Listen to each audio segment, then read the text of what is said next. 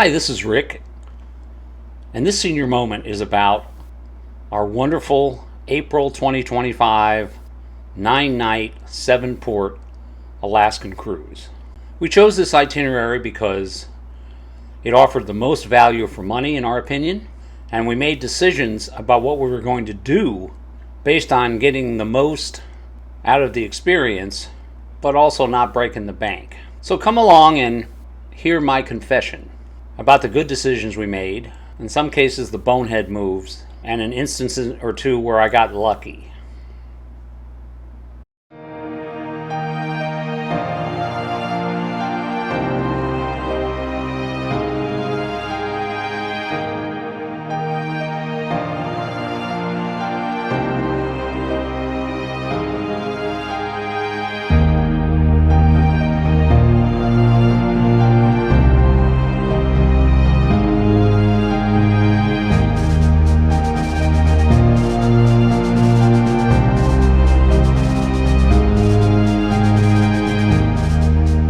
Confess that we should have scheduled one or more excursions while in Ketchikan.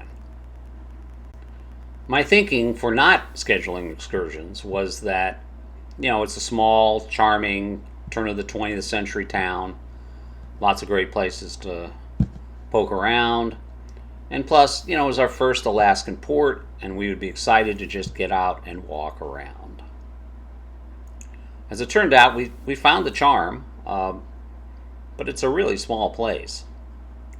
We did arrange for our 1-hour Great Alaskan Lumberjack show, which was a lot of fun. But pretty soon we had time on our hands and nowhere else to go. Now, if your ship is docked right downtown, maybe it's not so bad. But if your ship is docked at Ward Cove and you can't get immediately back to the ship, or perhaps you have a scheduled time to either take a bus or take a boat, you're going to be stuck downtown for quite a long time.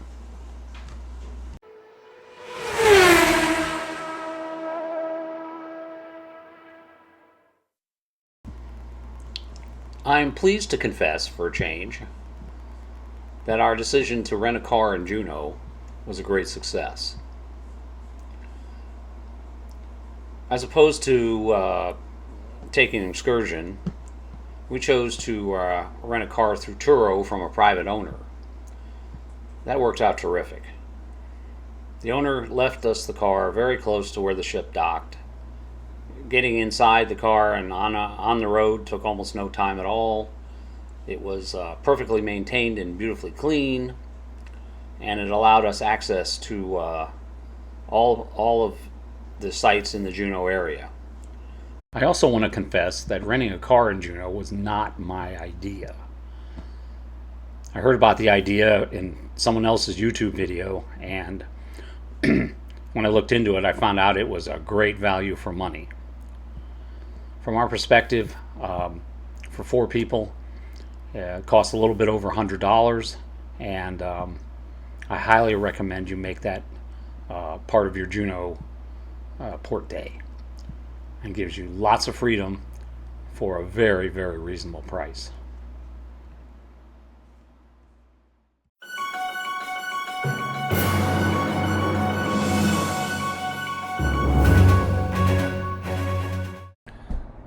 Skagway is a very small town filled with beautiful turn of the 20th century gold rush era buildings that you can explore, and we really had a great time. But what I was really looking forward to was riding the White Pass and Yukon Railroad. As a train buff, this railroad route has been on my bucket list for probably 50 years. On that day, the only trip available to us climbed up the White Pass to the Canadian border and then turned around and came back down to Skagway. But overall, I found this trip to be kind of underwhelming, despite the fact that I love being on a train.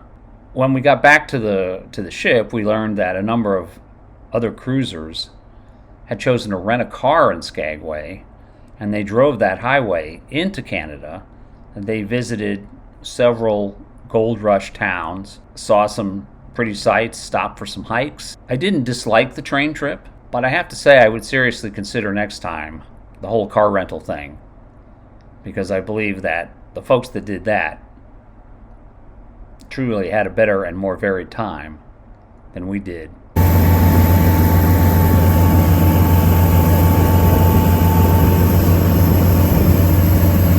Sitka is not on everyone's cruise itinerary, but I hope it's on yours. Sitka is a small, isolated town. It relishes its heritage as the original Russian capital, but it also has a lot of Native Alaskan and North American influences. The overall vibe is kind of a gritty fishing village, but with a dash of tourist economy focused around the Russian buildings. We found wandering around Sitka to be wonderful. The harbor area is gorgeous. The views of the mountains behind the town are amazing, and the history of the Russian settlement dating back to 1800 was fascinating to us. We walked through a number of the old Russian buildings and visited the Orthodox Cathedral, which is still an operating parish. You know, if you have the chance to get to Sitka on your Alaskan cruise, I highly recommend it.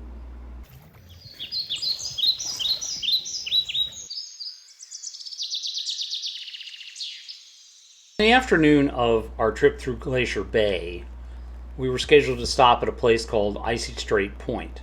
Well, I'd never heard of that, so I went and looked it up. So this was developed by Norwegian and possibly some other cruise lines. So, you know, my thinking about Icy Strait Point in advance was I wasn't even sure we were going to get off the boat. Didn't sound like much fun. The primary activity appeared to be a giant zip line, which was expensive and not something that most of our party was interested in. As it turned out, I was wrong. Icy Strait Point was a refreshing change from what we'd been doing. It was just carved out of the woods, and there were no cars, no roadways. You were in the forest or along the coast of the channel, where we saw sea lions playing right off the beach. So, you know, it was a nice break from the other Alaska experiences. And, you know, and that's true, I think, whether you took additional excursions or not. But, you know, bottom line, I liked it a lot better than I expected.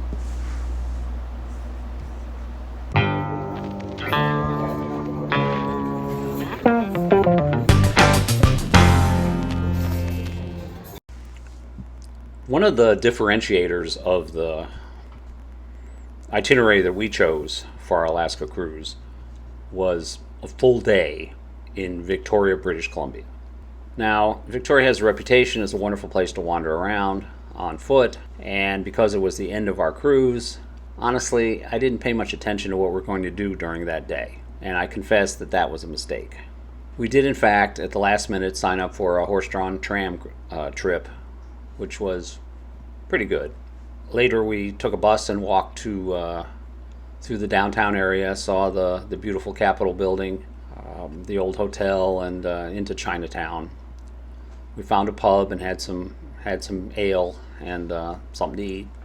Frankly, the wonderful, sunny, leafy, friendly vibe of Victoria and its surroundings made me want for more. And I think I made a big mistake in not arranging something farther afield, perhaps a excursion to the Butchart Gardens, which is a world famous arboretum. We had an opportunity to do more in a wonderful place, and I blew it. If you get a chance to go to Victoria for a while, take advantage of it.